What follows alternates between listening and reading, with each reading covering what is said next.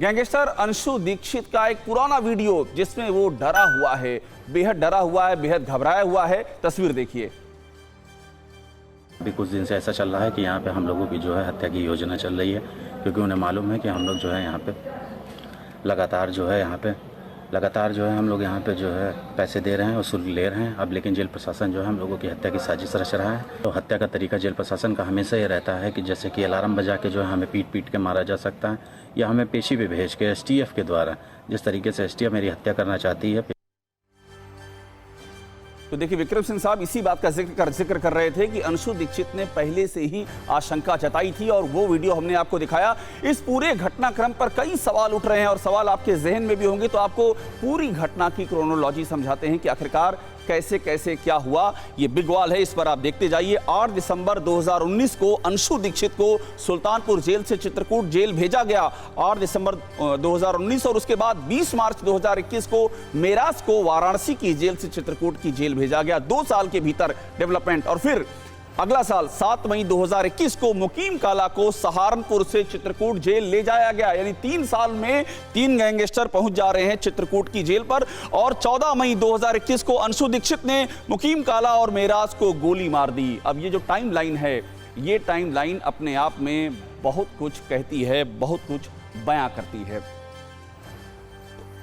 अब आपको हम एक चीज और बता रहे हैं, क्योंकि लगातार ये सवाल उठ रहा है कि जेल में हथियार पहुंच कैसे जाता है, जेल के अंदर गोली कैसे चल जाती है, आखिर कैसे मर्डर हो जाता है। ये तमाम सवाल जेल प्रशासन को कटघरे में खड़ा करता है। ये रिपोर्ट देखिए।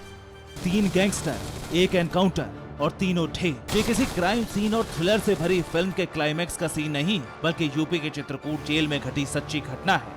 जिस अंदाज में इस फिल्म में एनकाउंटर को अंजाम दिया गया, उस पर किसी को भी यकीन आना मुश्किल है।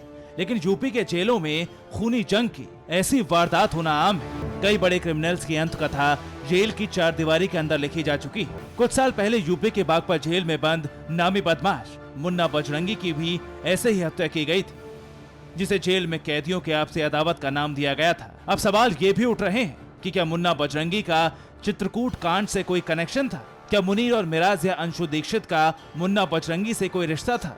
लेकिन ऐसे कई सवाल हैं जिनका जवाब यूपी पुलिस और चित्रकूट जेल प्रशासन को अभी तक तलाशना है। हम लोग स्वयं घटनास्थल पर मौजूद हैं। फील्ड यूनिट यहाँ गई है।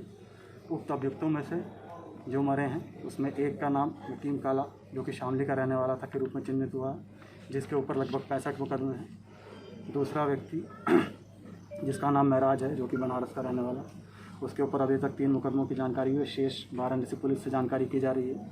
और तीसरा जिसके द्वारा ये घटना कारित की गई है। वैसे यूपी के जेलों में कैदियों की आपसी रंजिश का राजनीति से भी गहरे रिश्ते होने के आरोप लगते रहे हैं। कहा तो ये भी जाता है कि कैदियों की लड़ाई के नाम पर कई पुरानी अदावतें निपटा दी जाती हैं और इसकी वजह बताई जाती है जेल में जगह की कमी और कैदियों की ज्यादा तादाद। आपको बता दें कि यूपी में कुल 72 जेलें हैं, जबकि कैदियों की संख्या करीब 1,02,000 है। यानी हर जेल में करीब 1406 कैदियों को रखा जाता है।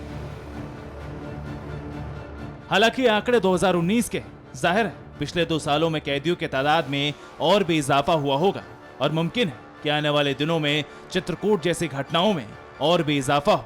Bureau report, TV9 Bharatvarsh. फिक्र आपकी, सोमवार से शुक्रवार रात 9 बजे सिर्फ TV9 भारतवर्ष पर।